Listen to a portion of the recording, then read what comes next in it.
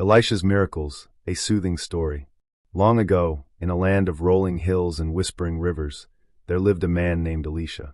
He had walked closely with the great prophet Elijah, learning quietly, watching faithfully, until the day came when Elijah's worn cloak fell softly to the ground before him.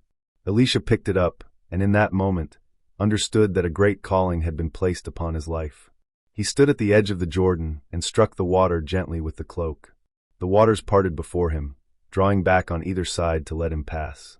He walked across on dry ground, and the people who watched from the far bank knew this was the one.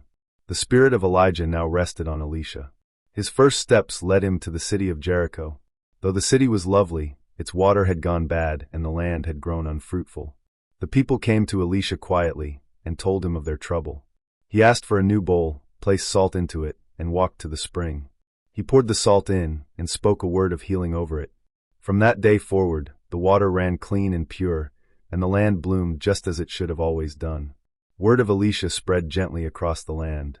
One day, a widow came to him in desperation. Her husband had been a good man who feared God, but he had died in debt, and the creditor had come to take her 2 sons as slaves. Elisha listened carefully, then asked her one simple question. "What do you have in your house?" "Only a small jar of oil," she told him. "Nothing more." He told her to borrow every empty vessel she could find from her neighbors, go inside, close the door, and begin to pour. So she did. With her sons beside her, she poured her small jar of oil into vessel after vessel, and the oil kept flowing, filling each one to the brim, until there were no empty jars left. Only then did it stop. Elisha told her quietly to go and sell the oil, pay her debt, and live on what remained. And she did. The house that had almost been emptied of everything was full again. There was a town called Shunem, and in it lived a woman of quiet generosity. She noticed that Elisha often passed through and suggested to her husband that they build him a small room on the roof, a bed, a table, a lamp, a chair, so he would always have a place to rest. Elisha was so moved that he asked what could be done for her. She wanted nothing. She was content. But his servant Gehazi whispered, "She has no son, and her husband is old." Elisha called her to his doorway and told her, "This time next year, you will hold a son in your arms." She could barely believe it. But the following year, just as he had said, she held a baby boy. The child grew, and the house was glad. But one morning the boy cried out that his head hurt, and by noon he was still. The woman did not weep loudly. She laid him quietly on Elisha's bed, closed the door, and rode hard to find the prophet. When she reached him and fell at his feet, her grief poured out. Elisha went back with her at once. He entered the room, closed the door, and prayed. He lay over the child, and slowly the boy's body grew warm. Then the child sneezed 7 times and opened his eyes. Elisha called the mother in. She took her son and walked out into the light. During a season of famine, a wild vine was mistakenly added to a pot of stew, making it bitter and dangerous. The men who tasted it cried out in alarm. Elisha simply asked for flour, threw it into the pot, and told them to serve it. They did, and there was nothing harmful in it at all.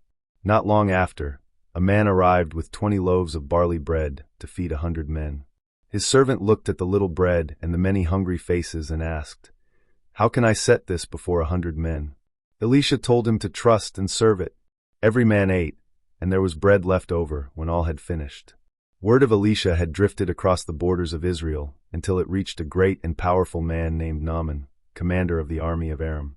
He was honored and respected, but he had leprosy. A young servant girl from Israel in his household spoke up gently, "If only my master could go to the prophet in Samaria." That small whisper reached the king, who sent Naaman south with silver, gold, and fine garments. Naaman arrived at Elisha's door with horses and chariots, expecting ceremony. But Elisha did not even come out to meet him. He sent a messenger with simple instructions. "Go and wash 7 times in the river Jordan, and you will be clean." Naaman was furious. He had expected something dramatic. But his servants reasoned with him gently. If the prophet had asked something great and difficult, you would have done it. How much more when he simply says, "Wash and be clean"? Naaman softened. He went down to the Jordan and dipped himself under the water 7 times. When he rose on the 7th, he looked at his hands and his arms and his body. His skin was clean and new, like the skin of a young child. He returned to Elisha, all the pride gone from him, replaced by something quieter and deeper. "Now I know," he said, "that there is no God in all the earth except in Israel." Later, near the Jordan, One of the prophets was cutting timber when the iron head of his borrowed axe flew into the river. He turned to Elisha, distressed. The axe was not even his own. Elisha cut a stick from a nearby tree and threw it into the water, and the iron head floated to the surface. The man reached out and took it from the river. In time, after many years of walking faithfully with God, Elisha grew old and fell ill. The young king of Israel came to him and wept. And even after Elisha died, the grace woven through his life was not finished. Some time later, men carrying a body spotted raiders approaching and quickly laid the body in the tomb where Elisha rested. When it touched Elisha's bones, the man opened his eyes and stood on his feet. Even in death, the blessing continued. This was the life of Elisha, not one miracle, but a whole life threaded through with the merciful work of God. Water made clean, oil that would not run dry, a widow rescued, a son restored, bread multiplied, a great man healed and humbled, grace that outlasted even the grave. As the night settles soft and still around you, rest in that same peace. The same God who met the widow in her emptiness, who gave the Shunammite her son back, who healed the outsider who came with nothing but need, that same God is watching over you now, quietly in the dark. All is well. All is well. Good night.